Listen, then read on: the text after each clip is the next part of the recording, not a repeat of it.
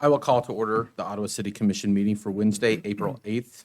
May I have roll call, please? Mayor Clayton, Present. Mayor Pro Tem Crowley, Present. Commissioner Allen, Present. Commissioner Skidmore, Present. and Commissioner Van Layden. Present. We are present and accounted for. That'll take us to the welcome. Welcome to everyone here, as well as those watching or listening online. We will do the Pledge of Allegiance, followed by the invocation by Pastor Nathan Mudd of Ottawa Community Church. Pledge allegiance to the flag of the United States of America and to the republic for which it stands, one nation, under God, indivisible, with liberty and justice for all. Invite you to pray with me. Prayer of Francis of Assisi. You are holy, Lord, the only God, and your deeds are wonderful. You are strong, you are great, you are most high, you are almighty. You are love, Lord, you are wisdom, you are rest, you are peace. You are joy and gladness, justice and moderation. You are all our riches, and you suffice for us. You are beauty, gentleness, our protection, our guardian and defender, our courage. You are our haven and our hope. You are our faith, our great consolation. You are our eternal life, great and wonderful Lord, God Almighty, merciful Savior. We come to you and ask for this wisdom that you are, and this peace, this rest, this gladness, this joy. In this meeting this afternoon, I pray a blessing for our commissioners, for our city staff. In the name of Jesus, amen. Thank you, Pastor. That'll take us to item 6, public comments. We have none registered. Having none, we will skip item 7, appointments, proclamations, recognitions, and nominations, as we have none. That'll take us to item 8, consent agenda, which consists of the minutes from the April 1st, 2026 meeting and an agenda approval. Motion to approve. Motion to approve. Do I have a second? Second. Motion and a second. All in favor say aye. Aye. Aye. All opposed? Motion passes. That'll take us to item 9, declaration. At this time, I'd like to give the commissioners a chance to declare any conflict or communication they've had that might influence their ability to consider today's issues impartially. Hearing none, we will skip item 10, unfinished business, as we have none. Item 11A, new business. Consideration of award of agricultural lease agreement for 40 acres adjoining the Ottawa Municipal Airport. This item is to consider award of an agricultural lease agreement for 40 acres adjoining the Ottawa Municipal Airport. And we have Director Welsh presenting. Welcome. Thank you, Mayor and Commissioners. I'm going to do this just like what I did last time, and I'm going to combine the two of them into this single presentation and then just ask for your vote on each of them separately in the end. So this presentation is for the authorization to award these lease agreements for agricultural land owned by the City of Ottawa. Staff recommends the approval of these lease agreements and requests the authorization to execute them. So as you remember, at one of our meetings last month, you gave us approval to approve 3 other city-owned parcels to be leased out for agricultural purposes. This one here is a follow-up for the remaining 2 pieces of ground that were located at the airport that we did not have ready at the time. The first parcel is a 50 tillable acres with 40 acre section on the southwest side of the runway and then a 10 acre section on the southeast side of the runway. The second one is a 4.7 acre piece of ground that sits on the northeast side of the runway and runs right alongside Montana Road. RFPs were issued for each of these properties. We received responses, 2 different responses for the 50 acre parcel and 1 response for the 5 acre parcel. One thing that should be pointed out is one of the documents that we used when we were looking to provide you with this recommendation is the K-State Extension Rental Value document. On that document for Franklin County, it shows that we should be expecting on tillable land to receive a minimum of $62 per acre. The 5 acre tract came in slightly less than that at $45 an acre. It still is our recommendation to accept the proposal as it's written. This one piece of property lies immediately adjacent to the proposer's, I think it's maybe his personal ground, but he definitely farms the ground immediately adjacent to it, and he was the only one that was interested in the piece at that time. If we decide that we don't want to accept that proposal, the ground would just go back to grass, and then it would just be on our staff to maintain the ground.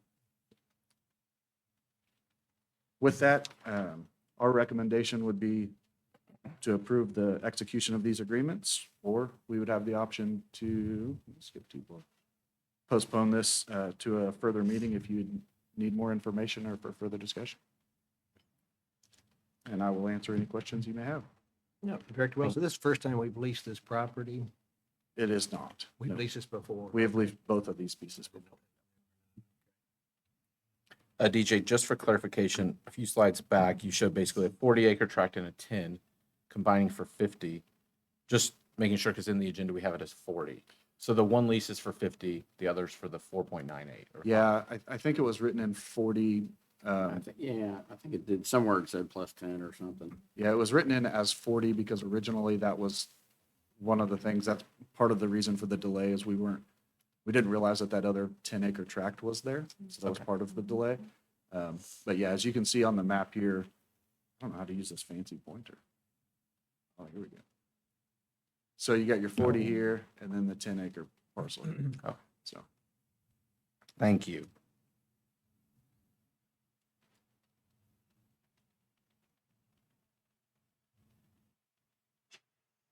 Do we have any other questions for Director Welsh or city staff?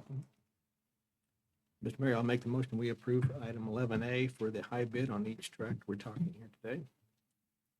So for 11, it would just be the one, the Oh, Sylvester I'm Ranch. sorry, yes, Yeah. yeah, for the Sylvester Ranch, that's Okay. right.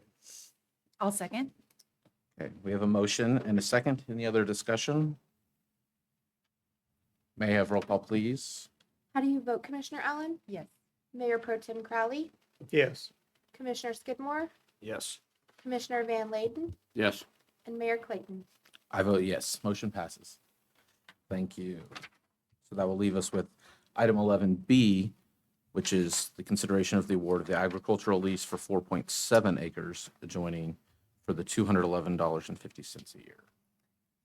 Mr. Mayor, I move that we approve the lease agreement for the 4.7 acres as well.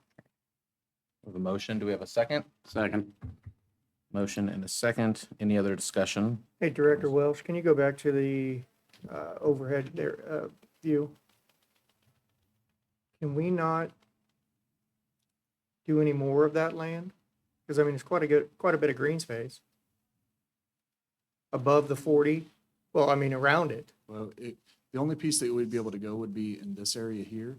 Can't get any closer to the runway. Sure. In this area, we can't get anything Okay. here. But this would be the only other piece that we may want to do. I think the reason for not extending this is if ever we are to extend these hangars, we would probably go in that direction. What about on the west side of the runway? Oh, go to the other one, on the other, yeah, over there, all that right there. All of this? Yeah, Well, you have this is actually a runway here. This piece, right, Okay. as it runs directly through here, so you'd have to stay away from. that the is a runway? There is a runway there, so it's a grass strip runway. Okay, So you'd have to stay away from that quite a bit. And then as you get down into this piece here and up into this piece here, really, we've looked at maybe leasing that out for hay ground, and the grass just isn't in that great a shape now. And then to till it up, I don't know if it's the greatest ground. but- no, you answering the question by telling me that it's a runway, that's all I really need to know. I'm sure crop dusters and stuff probably land more than anything. Yeah. Okay. Yeah, that answers my question. Thank you. You're welcome. Any other discussion? May I have roll call, please? How do you vote, Mayor Pro Tem Crowley? Yes. Commissioner Skidmore? Yes. Commissioner Van Layden? Yes. Commissioner Allen? Yes. And Mayor Clayton? I vote yes. Motion passes. Thank you. Thank you, Director Welsh. That'll take us to item 11C, authorization to obtain easements for water line extension to Ottawa Municipal Airport. Authorization to obtain easements for a water line extension to the Ottawa Municipal Airport with Director Sneathen. Welcome. Good afternoon, Mayor, Commissioners. Appreciate the opportunity to present this to you. Today, this item is pretty straightforward, extending water service to the airport to address fire protection and support future growth. Our recommendation is to obtain the easements associated with this approximately 11,000 feet south of Proximity Park, running down Montana Road, for fire protection, as well as coordination with Rural Water District Number 2 in order to take over that feed for them. Currently, right now, we are being charged $45 a month, whether we use a drip of water or 200 gallons of water out of that meter that sits out there. And basically all that water is used for at that time, now, is for filling up the crop duster that we're talking about. And there is some usage that we have on there, but in the non-months that it isn't being used, we're at $45 a month regardless. Rural Water 2 charges us. All right. The airport right now does not have adequate water infrastructure. They've got what we have been told is a 2-inch water line that runs along the east side of that property, which isn't sufficient to run any type of fire apparatus off of. Currently, the closest large line that we have is the road, Montana and Kingman, that corner intersection where that 12-inch line remains from the Proximity Park build, where we would just connect to that and head straight south. There is a stub line already under Kingman Road, so we wouldn't have to bore underneath there and do any of that kind of construction either. We just head straight south.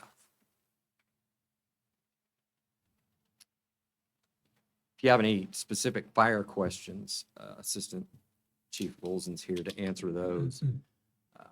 But it provides immediate water supply for fire suppression. If another building were to be built in that area, our code is going to request that fire suppression of some sort be included in that. Right now, we have a nearby rural fire, which I believe is LOH, to where they have to fill up, bring water in. And if this water line were not to be extended, that would still be the case. It is my understanding that most aircraft fires, the foam is used to put that out. But after talking to Assistant Chief Wilson, we're at a 3-to-1 ratio. So basically 100 gallons of water versus 3 gallons of the mixture to make the foam. So it's still water heavy. That water now, if it happens now, it's still being shipped in.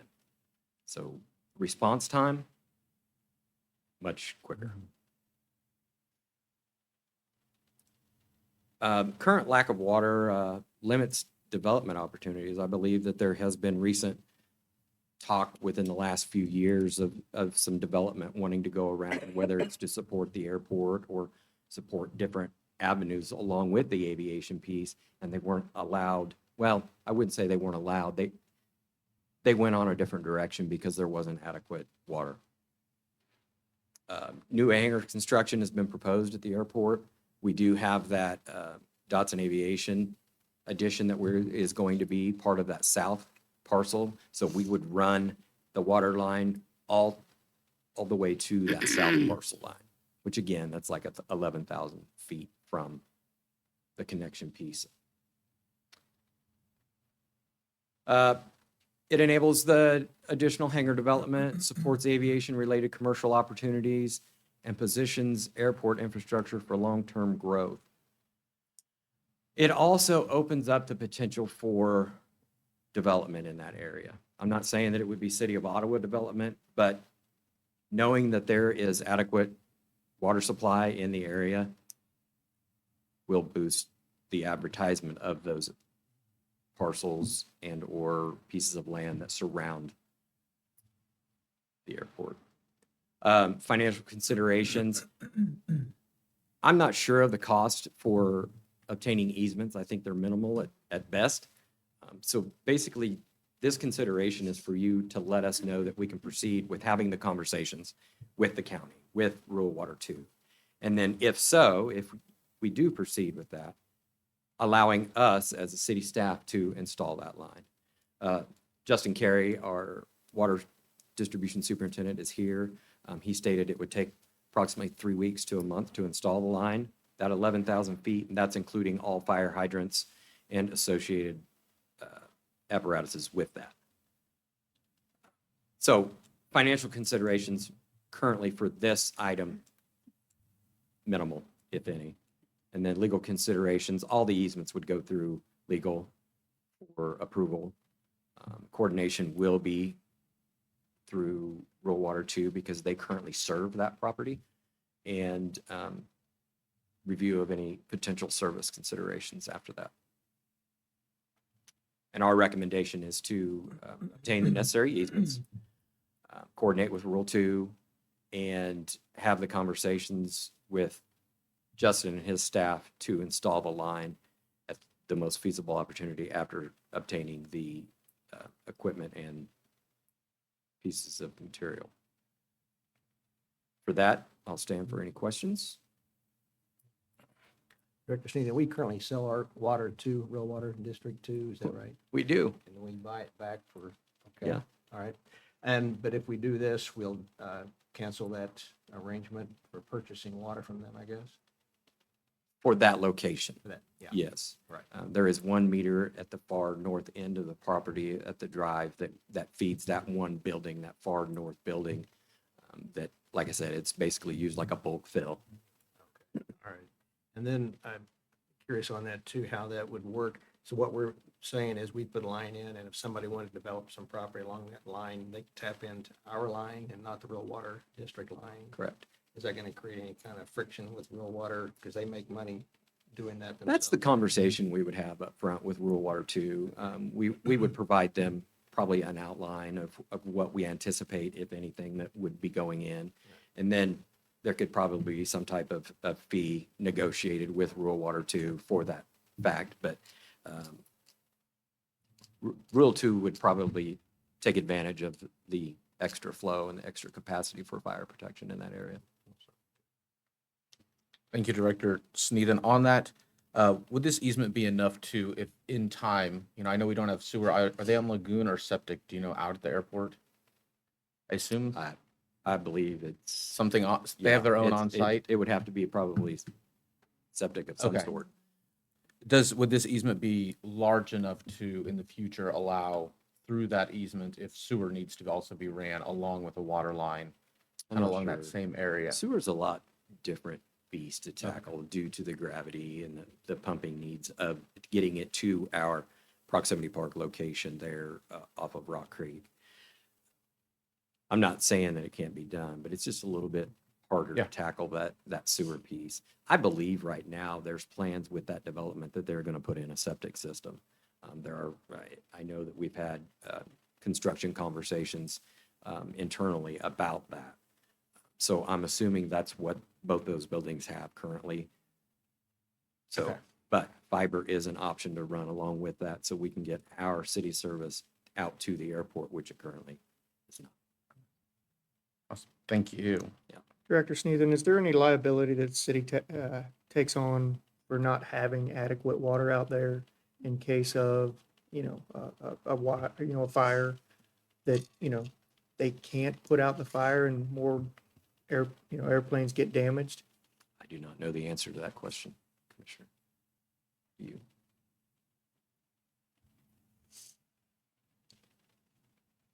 I would say Blaine's probably the best one to ask about that. He always misses the good days. Right. Yeah, I've never heard of anything like that. But we live in a whole new world now. So It's a litigious world for Yeah. sure, Yeah. And that I certainly would, if somebody could reach out to Blaine and ask him that question, I mean, it would be good to know, because if not, we're living, dangerously right now. And this makes it more important to do than just, hey, we need more water out there. That makes it more of a reason to run it out, out there. Yeah, I was under the impression for many years that we had a line running out there, but it comes down to it, we do not. We get billed from Rural Water 2, just like any other customer out there, and it's a very small diameter line, one that we cannot pump off of. And maybe another Blaine question, if you could explain maybe the process of obtaining easements? That way the people listening can understand that we're just not going there and saying, hey, it's ours now. If it's a unilateral, bilateral, or anything like that, can you explain like the process of how you're going to go through obtaining those easements? Yeah, we would contact the county and talk to them about our plans, and it would be a review, so they would have to agree to that. It would be just like similar to the easements that we have on 15th Street for the traffic signal and the sidewalk.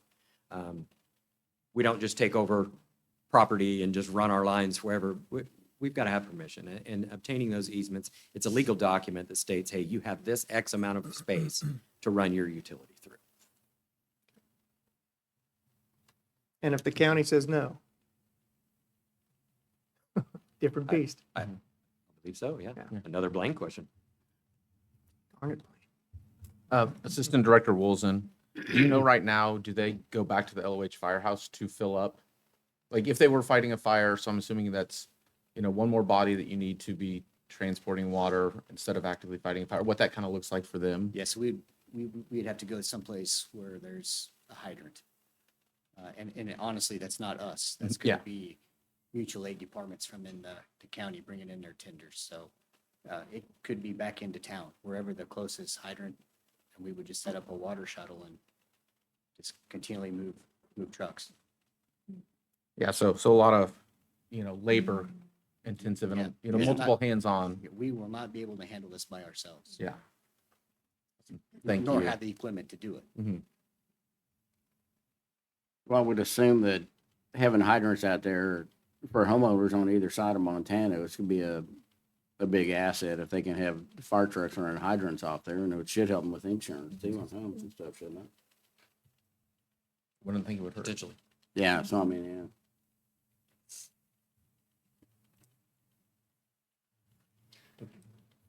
Mr. Mayor, my opinion is if we could, wait a week. Yeah, Talk to Blaine. yeah, for the absolutely. meeting. Have him answer a few Yeah. of those questions and get back to us. I'm sure you could wait a week before we give you some sort of answer.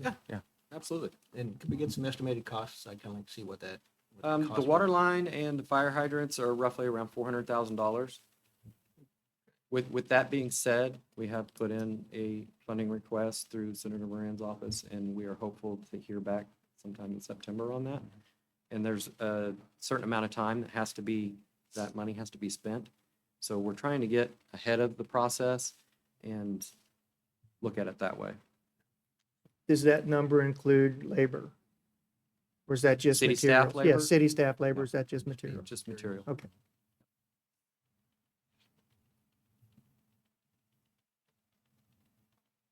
That would be a 12-inch PVC line running from Montana Road all the way, or down Montana Road from Kingman to the south parcel line of the airport. And then would Dodson Aviation buy water from us instead of Rural Water? Yes. Okay, so. Yes, so they would be charged a tap fee for their little Just be okay. stub line with their fire hydrant that's associated with it I as assume well. they're interested in this line versus what they've got now. Absolutely. Figured it would be. Okay. Yeah, I agree with him. Commissioner Crowley, I think we can see we wait a week on this, so anyone else is, get some more answers. Yeah, that's good. Wonderful. Thank you both for being here and for all Thank the you. information. That'll take us to item 11D, resolution defining depository institutions and authorized signers. Updates authorized signers by adding the new city manager. Assistant Director McCurry will be presenting. Welcome. Hi, thanks for having me today.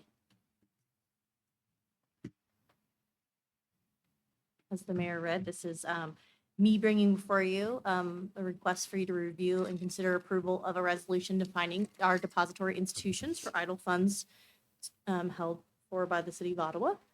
For those who don't work in finance every day, There's a Kansas state statute that outlines the requirements for the governing body of any municipality to designated banks, savings and loans, or any other banking savings establishments within their jurisdiction that can serve as depositories for the city's funds.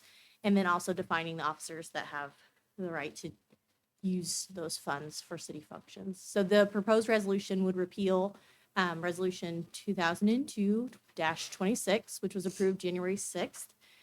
This resolution, the only addition is we will be adding one signer by adding our new city manager.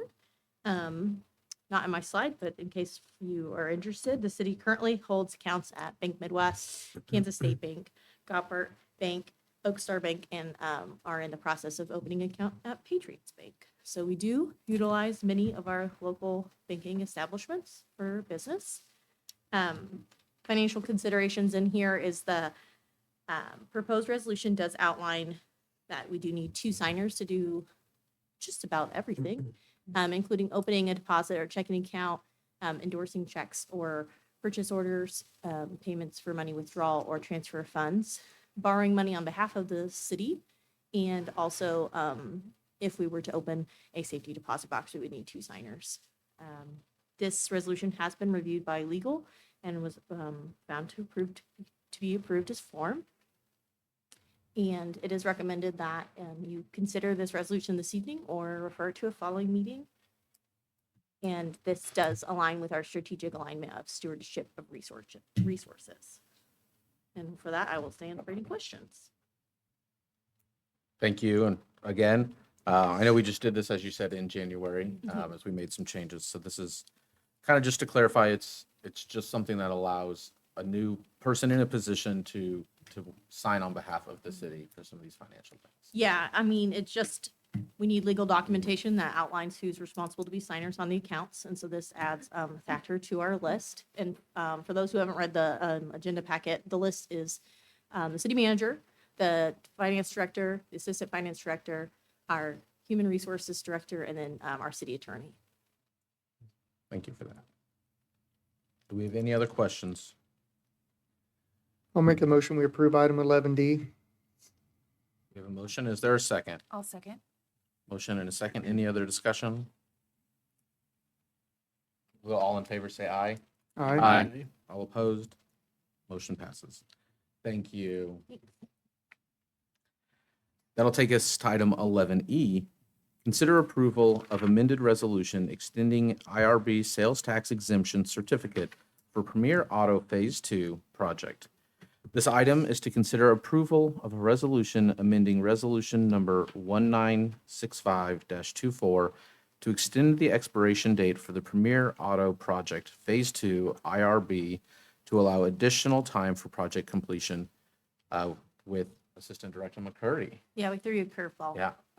I'm going to present instead of Director Landis, but staff is here to ask for your review and consideration of an approval, which determines this is a resolution amending and supplementing a resolution that you previously passed, which determined the intent of the city to issue industrial revenue bonds that are taxable in the principal amount of not to exceed $3,150,000 to pay a portion of the cost of acquiring, improving, and equipping commercial facility within the city. So this one was specifically related to industrial revenue bonds. I'm going to call them IRBs from now on. Sorry. For the phase 2 of the Premier Auto project. So this project, we updated the development agreement for both phase 1 and phase 2 back in August of 24 with all of you. This accelerated the time for phase 2. So originally when we brought this project before you, phase 2 is a plan, but a much future plan for them. And then they had a change in when they could get the rights to the Jeep dealership. And so they wanted to start construction earlier. So they actually accelerated the timeline from start in 26 to 24. So the existing IRBs allowed them to get a sales tax exemption certificate for the phase 2 construction. And that certificate was to expire on April 1st. And so currently they're paused on purchasing and doing anything until we could discuss this today. But this allows them to use that sales tax exemption for the construction of a 24,350 square foot second dealership that is adjacent to the phase one. And the request today is just an extension from phase one for phase two from April 1st to December 31st of this year. The motivation for that, it was a request by the construction company, just that they had some punch list items left to do. And so they wanted to make sure that they really got the project completely done before that exemption certificate expired. It would be a good idea for me to emphasize that IRBs issued by the city do not make the city liable for any of the expenses related to the project. We do also recognize that sales tax exemptions mean that there is a reduction in sales tax revenues for construction of certain of these types of projects. But it would be also worth mentioning that phase two is a construction of a brand new dealership that we did not previously have in town. So every single purchase there is new sales tax generation, whether that's the sale of a car or maintenance on a vehicle. So staff is in support of this extension, and Premier has been doing a good job to withhold themselves within the agreement. They are operating within the facility. It is just not 100% completed at this time. And City Attorney Finch did review this resolution, and it was drafted by our bond counsel. So both of those attorneys reviewed the document. And then, as previously stated, we'd like you to consider approval of this evening. Or if you'd like to refer it to a future meeting, we're okay with that as well.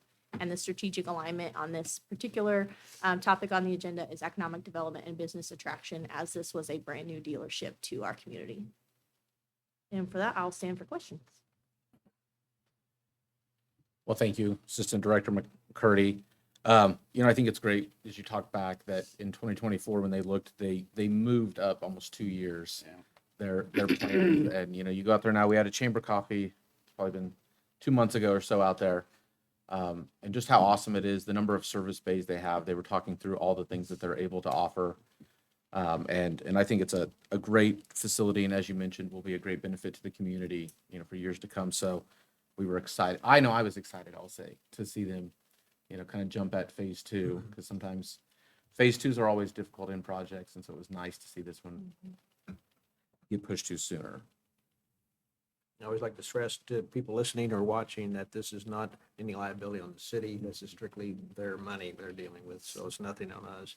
And I agree with the mayor. I was out there at the Chamber Coffee and just to see that facility next door to a not really nice facility, another one too they put in there. You mean catch on spot on property taxes? I don't recall if we did any kind of rebate or any kind of allowance on property taxes on these. Yes, so this projects? project involved not just industrial revenue bonds, but also TIF reimbursement. And Okay. so they do have a cap, which I do not know off the top of my head, That's all but right. they'll, it's for both parcels. So they had to supply their TIF eligible expenses. They were certified by bond counsel at the end of last year, and they got their first disbursement. And so we will just follow those TIF proceedings in that fashion. Well, that's what my point there is, that long-term, we're gonna make up more than enough money from the sales tax we would have lost on what we're forgiving. We're not forgiving, but they're allowed, exempted on that. So I'm not concerned about that at all. And I'll go ahead and make the motion. We approve item 11E on our agenda today. I'll second. We have a motion and a second. Any other discussion? May I have roll call, please? How do you vote, Mayor Pro Tem Crowley? Yes. Commissioner Skidmore? Yes. Commissioner Van Layden? Yes. Commissioner Allen? Yes. And Mayor Clayton? I vote yes. Motion passes. Thank you. That'll take us on to item 11F, Introduction to the 2027 Budget Process. Director Landis will review the 2027 budget process. Your favorite time of the year. Welcome. It is my favorite time of the year. And, this is really probably more for everyone else besides you that have been through this process multiple times. But I do a presentation similar to this for Leadership Franklin County.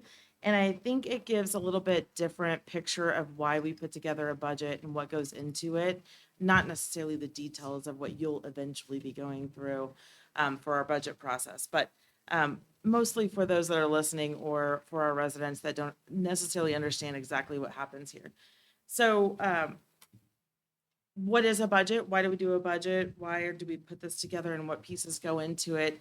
We're really looking at all of the pieces that are on the screen here. So everything from the initial property valuation determined by Franklin County, where the regulations that are placed upon us from the state level, and then our plans, our services, our revenue sources, all resulting in the property taxes needed to support the services that we provide to the entire city, and then resulting in a mill rate or mill levy that is assigned and then attached to a property tax bill that ends with your resident.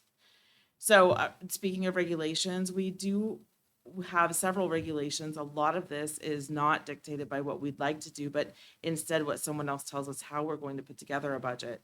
In 2015, we had the tax lid computation. In 2021, we had the revenue neutral rate process was entered into, and currently there is HB 2745, which is waiting for review by Governor Kelly at the moment, within the next day or two, to determine if they're going to uphold the bill that was passed or veto. So we will know soon exactly how we're going to proceed with the 2027 budget process as well. In addition to, we have Kansas budget law, we have Kansas cash basis law, and then we also have municipal audit law and any other Kansas state statutes that are in place for any transfers that have to be authorized between funds. The first question is, well, how do you determine the property values? And if you remember during our public hearing last year and for this year's budget, many of our residents came to that public hearing, which is fantastic that we had some attendance, and a lot of their concerns were based on their property values and didn't necessarily understand where those come from. So I think that's important that we talk about the two parts that really go into the tax calculation for each one of our residents. The property valuation process starts at the beginning of the year, and Franklin County Appraiser's Office does evaluate and appraise each of the properties within the county, including the city of Ottawa.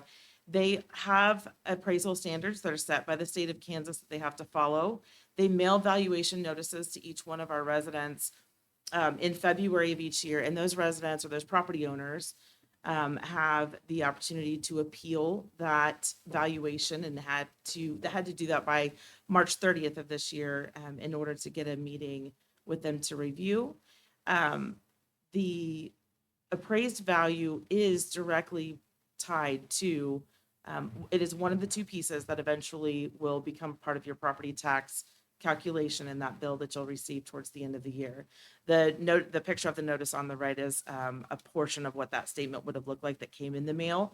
Sometimes I've heard that some people didn't receive theirs. They should definitely reach out and try to get that, or you can also go online and look at your appraised value for your property under the GIS tab for Franklin County. Then we bring a budget process to you, and the question is, how does the city commission decide how much property tax is needed in order to support a budget? And you are looking at this from the perspective of all of the services that we offer in the city of Ottawa, and that's everything within the city limits of Ottawa. And you don't have any control over what happens at the county, what happens at the school district, at the extension office, at the rec commission, but you are looking at the services that we provide within our city limits.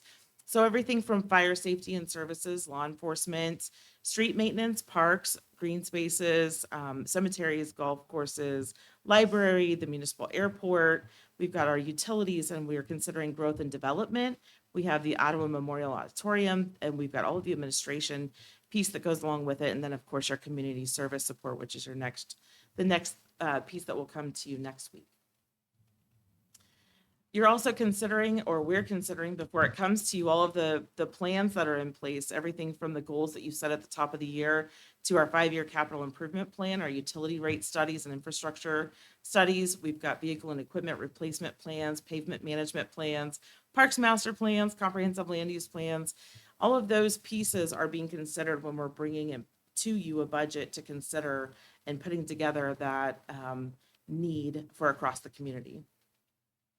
Then we're taking a look at all of the revenue sources and those funding strategies that are available to us. And so we have other revenue streams besides property taxes, which include sales tax, motor vehicle, franchise fees, liquor tax, charges for service, transient guest tax, fines and fees, development fees, fuel tax, debt financing, of course, the property tax piece, and also grants, which we've done a lot of we've had a lot of discussion about how grants have really impacted the large projects we've been able to do here. Those were all dollars that we were able to not necessarily directly need from the property tax base. All of that discussion and that accumulation of information comes to you in the form of a recommendation. And what we've done to get there is we've considered the fund balance in every one of those funds, which there are multiple funds and many restrictions on how each of those funds can be used. We've estimated the revenue for this year and the upcoming year. We've estimated your expenses, and that comes down to a gap between the revenues and expenses, and that's where property taxes can help to fill that gap. The 4 funds that you have that are property tax supported are your general fund, your library, your debt service fund, and OMA. And then we're looking at the amount of property taxes that are required or would be needed in order to provide all the services that you want. And then you have the difficult task of trying to determine what the right balance is for the community overall. And so we generally take a look at what's been done in the past. We ask you what your goals are. We try to fit some of these into what those goals are, recommendations into what those goals are, and then you have to make a determination. Ultimately, in the end, the assessed valuation that comes from the county as a result of those appraised values at the beginning of the year dictates how much 1 mil is worth.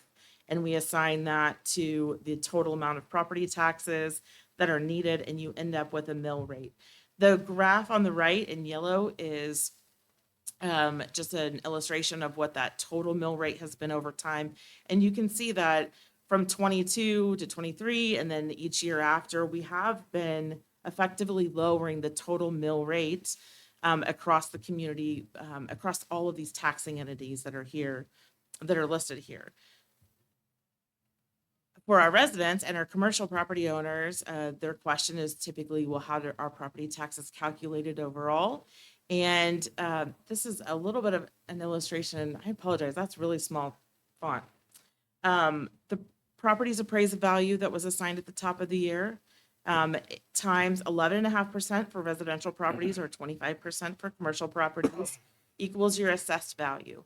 So that $11,500 is your assessed value. And if you divide that by 1,000, you get $11.50 is how much it would cost for each 1 mil for each $100,000 of appraised value. I understand not every home is appraised at $100,000, but if it's 200, or if it's 300, or if it's 2.5, you can at least use this as a good basis for determining what that calculation might be for your own residence or commercial property. On the right, you can see that the amount of tax charged for that $100,000 home value or residential property value has increased over time, and we used, in just for the illustration purposes, 5%. So for year over year, 1.6%, 3.7%, 3.8% for each $100,000 in value. This screen just shows you a side-by-side comparison. And ultimately, in the end, as your property values increase, even if your mill rate goes down, your total taxes on that same piece of property do still go up.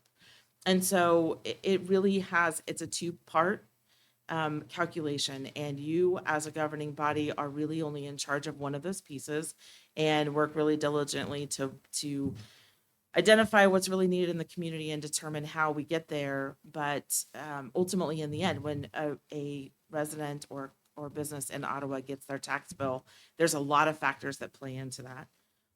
This is just an illustration that we've used in the past to show, we use a home, but actually it could be a commercial property as well. This is the illustration for the $100,000 residential value of how many dollars out of that total tax bill are assigned to each one of the taxing entities. And every one of those taxing entities have a different valuation. So, and we all have different revenue sources. We also all have different state statute dictated expenses that have to occur. So for example, you don't have the obligation to have a jail, but the county does. And you don't have the obligation for some of those health services where the county does. So, and the school district doesn't have a sales tax component coming in as a revenue source. So there are different, you all have different varying degrees of how you can levy taxes and what you're using to offset the need for property taxes. But ultimately, in the end, the impact to the property in Ottawa is all the same, based on the total value of those mills. Director Landis, real quick before could you go back Sure. a couple of slides just to clarify? Where does the 11.5% on the assessed value and the 25% on commercial come from? Is that, is that Okay, us? that's- Where does that kind sure. of come from? No, that's all part of those standards that are set by the state of Kansas for the county appraiser's office. That is standard across the state of Kansas. Residential properties are assessed at 11.5%, and commercial and industrial properties are assessed at 25%. Thank you. You're Just to kind of clarify where that number comes from, so it's not just arbitrary. Sure. And then our budget schedule is here, and again, we have placed this on the website. I believe you received it in previous communications, but we'll start through our process by initially having conversations with our community partners and the applications they've submitted for funding. That occurs next week, and then we'll review with you the capital improvement program. The reason for doing that so early in the process is then it gets advanced to the planning commission, and they eventually hold a public hearing before it ever comes back to you for final approval. And so we're really running that process in tandem with your budget process. We'll eventually hear about our utility rate studies, and then you'll hear about the utility budgets. And eventually, after June 15th, which is when we receive our total appraised and assessed valuation from the county, then we can actually calculate the impact of property tax needs for our 4 property tax supported funds. So we'll bring that to you in July. We do have a July 20th deadline of returning that notice to the county for the revenue neutral rate, or for exceeding the revenue neutral rate or meeting it, and what your intended mill rate will be. And this is all assuming that it's all going to be highly dependent upon what happens at the state level in the next 2 days. So that could all change. And then we'll eventually adopt our budget at the first evening meeting in September. Do you have questions about the budget process? I know many of you have been through this multiple times, but from the perspective of making it more clear for our residents, if you have anything that, except for you, sir, and we'll spend Except for some me, we time. need to sit down one-on-one. We certainly will. Will we have this kind of just as one slide, this calendar available to be online or shared on Facebook, just to kind of give folks, without digging through the agenda today, to be able to see kind of the schedule and what that looks like? Just The the folks that- calendar is on our website now. Okay. There is a budget page, and that calendar is there and available to them, and we'll be Awesome. uploading our presentations. I did hand out to you, and I neglected to put it in the PowerPoint, but that matrix that you reviewed a few meetings ago that you had worked through at the beginning of the year, and we really will try to bring to you a high-level budget recommendation based on those goals that you have set. Of course, we can always talk about the details, but trying to make sure that we're hitting all of the high-level pieces that you would determine were most important across the city is important to us as well. I'm going to go back a couple more slides again. The mill rates that were listed there, let's see, one more. That one right there. I think, if I understood right, didn't the state decide to do away with the state of Kansas 1.5? Or is that maybe next year? Have you heard this? It's not a big difference, but, I don't have that information. okay. I will. I thought, but I don't remember, but I could be wrong on that. But I thought they did away with that. Okay, thanks. I'll review. Director Landis, 2 things. First of all, at what date do you think we'll be having a discussion with our 911 budget? Because I know we asked to have a conversation with them a couple months ago, and I just assumed that would be during our budget process, because there's some concerns about that budget that we'd like to review for sure. I know that City Attorney Finch has reached out to the county administrator, and they have had some conversations about working through that process even before it comes to you. Typically, we receive that before we bring to you the general fund, and because it's part of the general fund payment that we make, and so needing to know what that impact is. I would anticipate that we'll have to have some sort of conversation before that comes to you. I don't have an exact date though at this time, but we will work towards figuring out what that timeline might look like. Great, thank you. And then, HB 2745, what might the changes be that might affect, our citizens? Sure. So, as it is presented or has been approved right now, it's really aimed at being a combination of that original tax lid law with the revenue neutral rate piece. And so it would limit the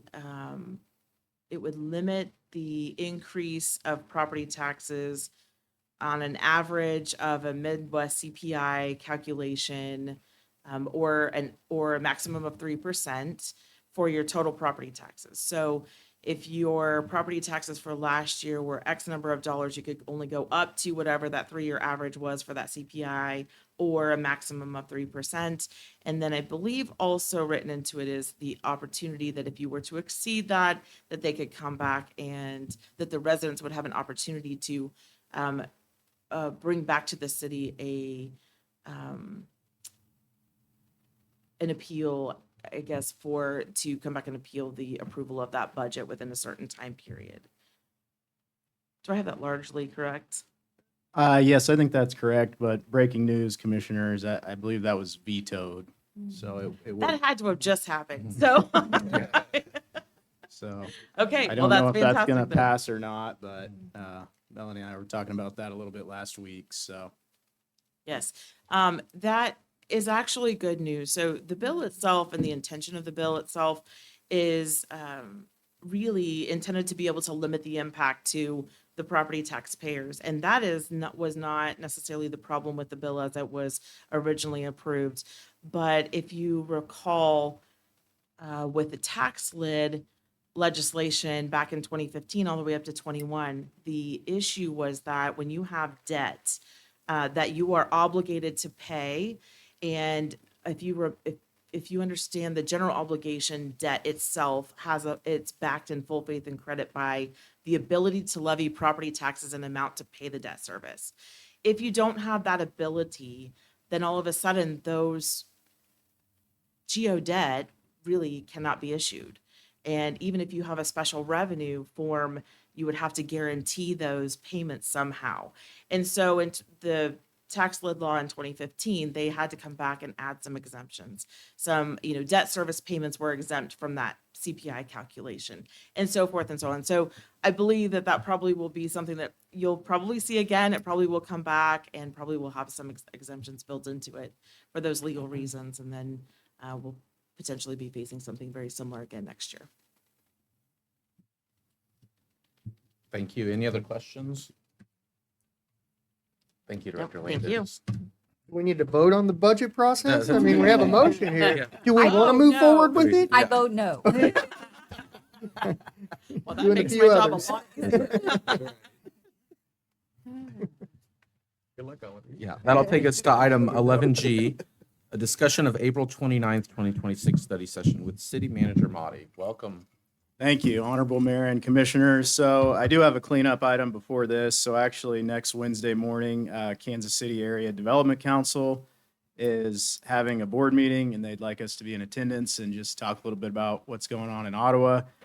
So if everybody could accommodate it, we'd like to consider meeting at 11 a.m. next week instead of 10 a.m. So get your feedback there if that works for everyone.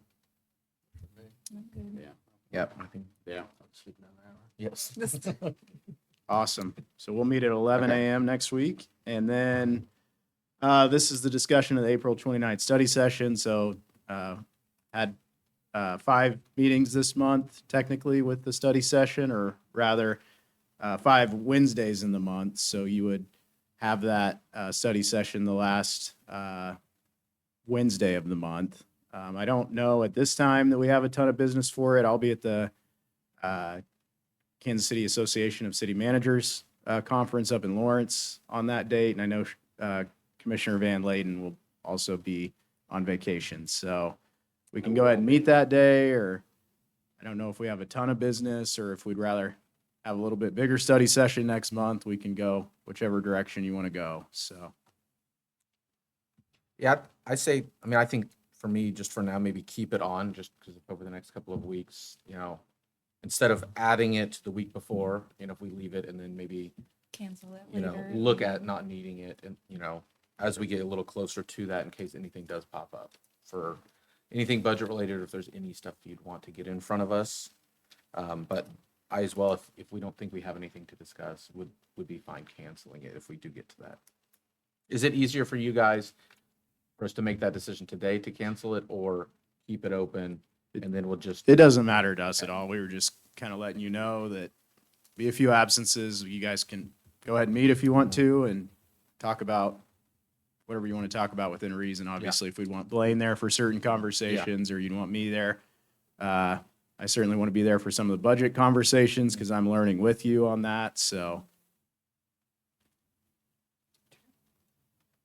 Any other thoughts on? I certainly think we should keep it tentative. Yeah. I always think we should be available to have a meeting or have a discussion if necessary, and if at the last minute we need to cancel, we cancel. If that works for you guys. sounds good. Yep. Perfect. Nothing else on that. That'll take us to item 12, comments by the city manager.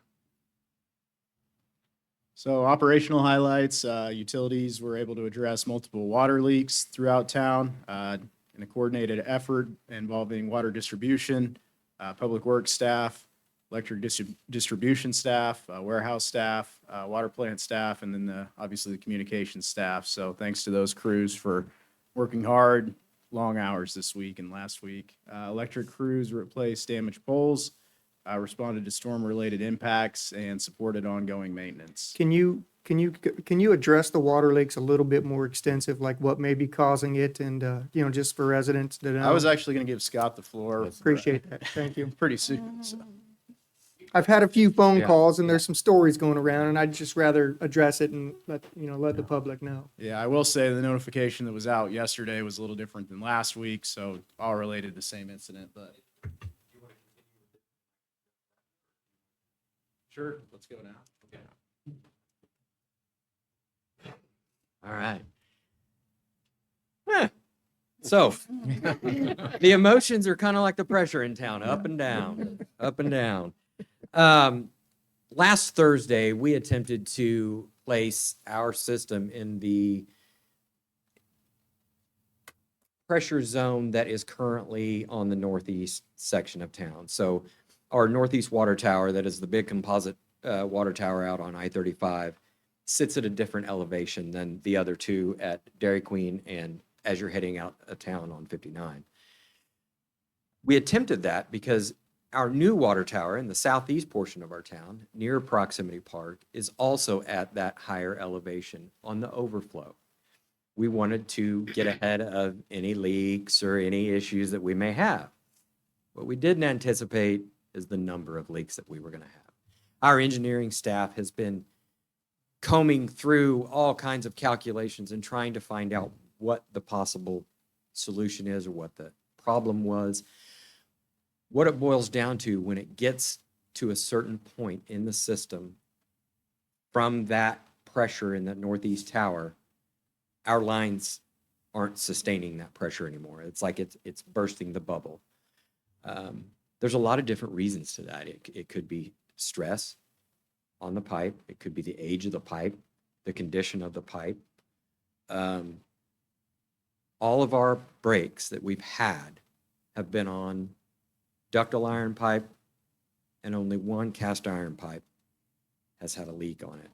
Everything else is our lines that have had one, maybe two leaks on it in the last 10 to 15 years. I will say that the pressure issue, we knew that we would have some leaks when we gained pressure in town. I mean, there's no doubt about that. When you raise the pressure 18 to 22 PSI, you're going to find some leaks. You're going to find your weak spots. Last week's version was a lot different than yesterday. Last week's was, we're just going to go and try to put that northeast water tower in service to supply the entire town. When we did that, a rush of 70 PSI water went through town. At that time, we had the north and south tower closed, and it created a wave back and forth. So every time a water line broke, it created another wave. So there were multiple waves. So we had 8 water leaks last week. Fast forward to this week, we reached out to our engineers last Friday, had a sit-down conversation and Teams call with them and staff to try to figure out what we can do to minimize the disruption, knowing that we wanted to put our new tower online because we had our contractors coming on site today. We had our SCADA company coming on site today to set everything up for the 4 to 20. And we were planning to put our system online today at the Southeast Water Tower. We went about it a completely different way in the fact that we went extremely slow. Every single valve we opened extremely slow. We did last week, but even so much more this week, to where we were turning it maybe 2 turns every 15 to 20 minutes, sometimes 30 minutes. And the last section, we upped it like 4 turns or 8 turns over an hour. And we saw what we anticipated, but it was a little more controlled yesterday because it took 3 hours for that to happen. It took 20 minutes for it to happen last Thursday. So we feel that we're getting close.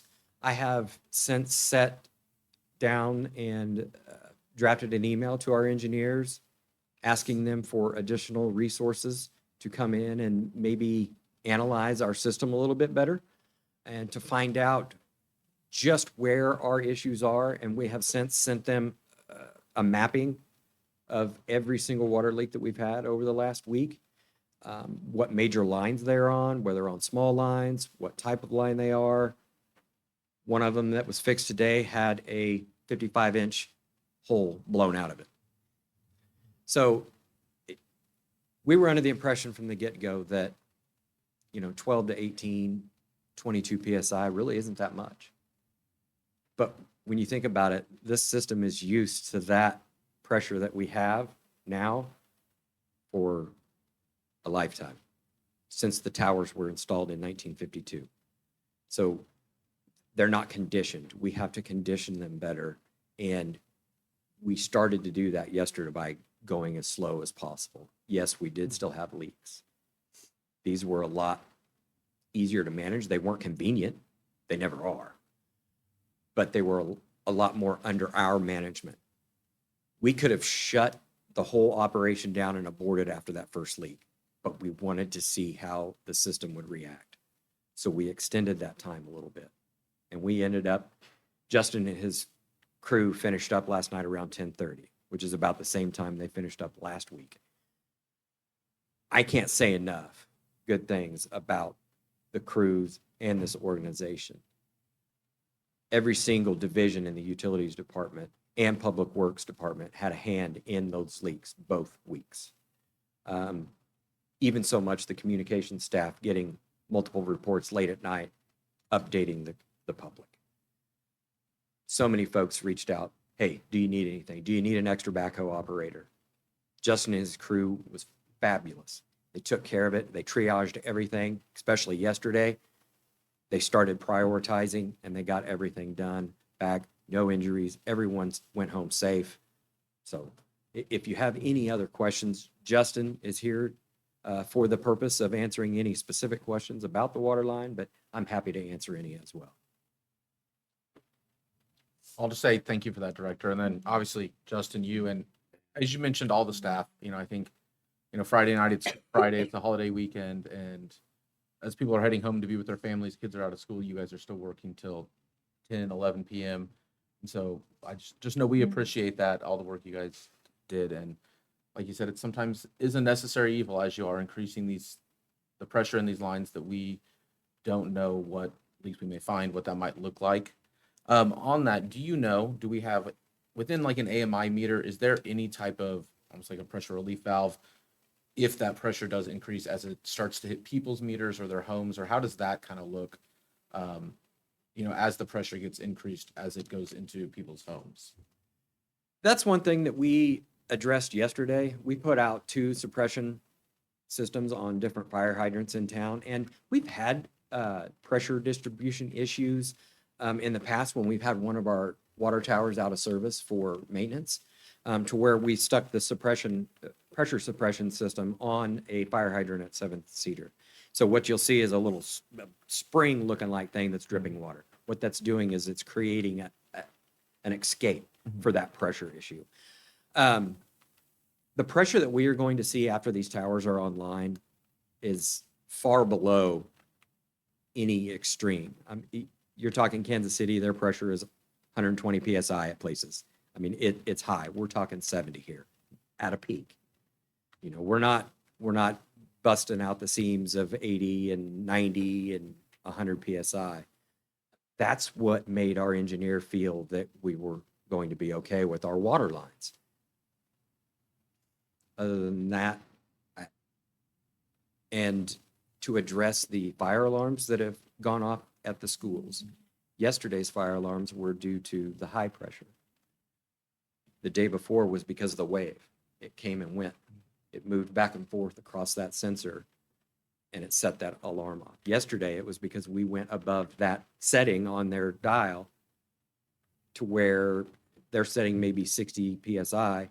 We were at 62 or 68. And about the time we hit 70, that's when things started going south. Well, and this is all to benefit our neighbors and friends, in the long run, whether it's redundancy or higher pressure or whatever. And quite frankly, honestly, it's sometimes you got to crack some eggs to make an omelet, and that's what we're doing right now. So, Absolutely. The one thing that I will say is that increased water pressure is one thing, but it's going to increase our fire flow capabilities. There are portions in towns that are somewhat level with the base of the water towers, which are your worst water pressure. So whatever that water tower level is at, the base of that tower is where your pressure comes from. Elevation changes throughout town dictate what that pressure is. I know it may not seem like it right now, but this is a very good step forward in the process of a long process of getting this water tower online. And we're doing everything in our power right now to make that come to fruition. Well, I think weather-wise, if you guys are going to have breaks, you pick, weather days that were a little bit nicer to have breaks on than, January 4th might have been. There may be something about that because I believe the rain stopped Just right the- before yeah. both incidents. So with that being said, Well, I'm thank not you gonna guys mess for with that. Yeah. Do we have any other questions? Thank you. thank you. So thanks again to those crews. There's never a perfect time to bring on a water tower or have water leaks, and there's probably going to be some more, but I have confidence we're going to respond to those quickly. So thanks again.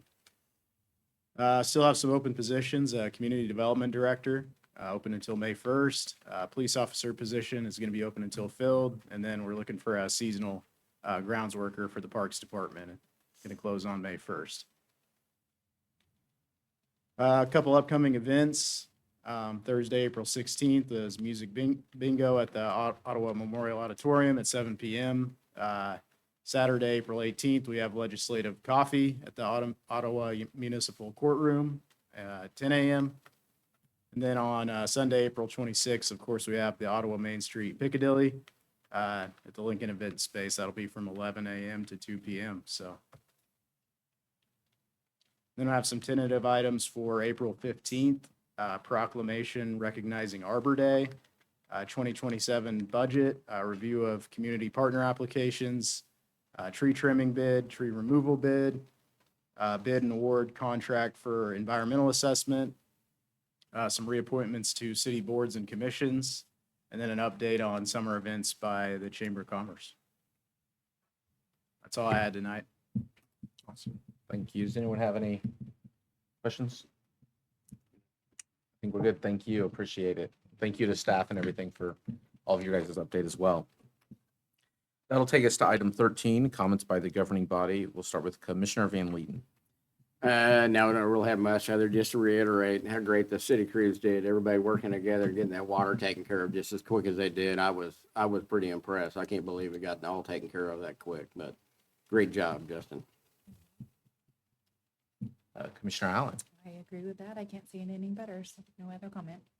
Commissioner Skidmore, On the citywide cleanup, did we have any tonnage of trash that was hauled out? Anybody know? Or I know some. Okay, curious. That's always a good number to see that happen and that much trash get out of here. So good. That was a good program. Appreciate everybody working together to make that happen. And I appreciate too, I saw some city crews helping some people unload some things. It's not something just, especially older people like me have a hard time lifting something big like a grill or something, but I've always appreciated people helping us out. That's always a good thing to see too. So thank you all for that. thank you. Mayor Pro Tem Crowley. I have no additional comments. Okay.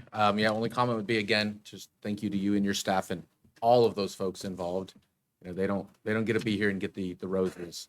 But hopefully you guys will share with them our appreciation for the work that they did over the weekend and everything there as well. Having no other comments, that'll take us to item 14, announcements.